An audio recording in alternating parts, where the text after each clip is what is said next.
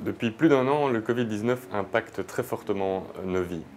Au CSTC, dès le départ, on s'est penché sur cette question et nous avons notamment publié une douzaine d'articles afin d'informer le plus rapidement possible nos membres sur un certain nombre de questions qui se posaient à l'époque.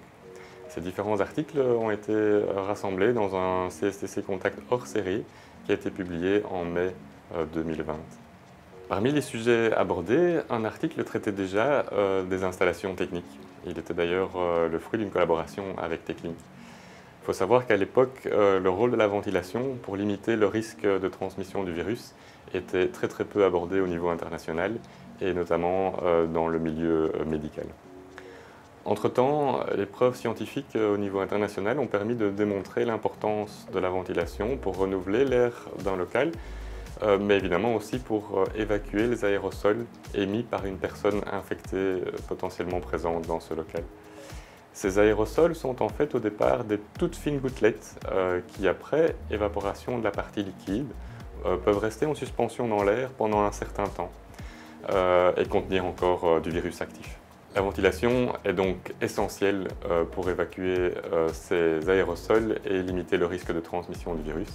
Elle est évidemment complémentaire aux autres mesures que nous connaissons tous pour limiter le risque de transmission des plus grosses gouttes à courte distance, telles que le masque, la distanciation sociale, etc. Au cours de l'année écoulée, nous avons suivi de près la recherche scientifique internationale sur le sujet et nous avons notamment été consultés comme experts en ventilation et en filtration pour contribuer à l'élaboration de divers documents des pouvoirs publics. Dans un premier temps, nous avons contribué à l'avis du Conseil supérieur de la santé sur la ventilation et plus récemment, nous avons participé également à un groupe de travail concernant la ventilation et l'utilisation des capteurs CO2 dans le cadre de la Task Force Ventilation du commissariat Covid. À côté de notre rôle sociétal pour aider à sortir de cette crise, les actions que nous avons réalisées permettent également de mettre en évidence l'importance de la ventilation pour lutter contre le Covid-19 bien sûr, mais aussi plus généralement pour lutter contre d'autres maladies infectieuses et encore plus généralement pour assurer une bonne qualité de l'air dans les bâtiments.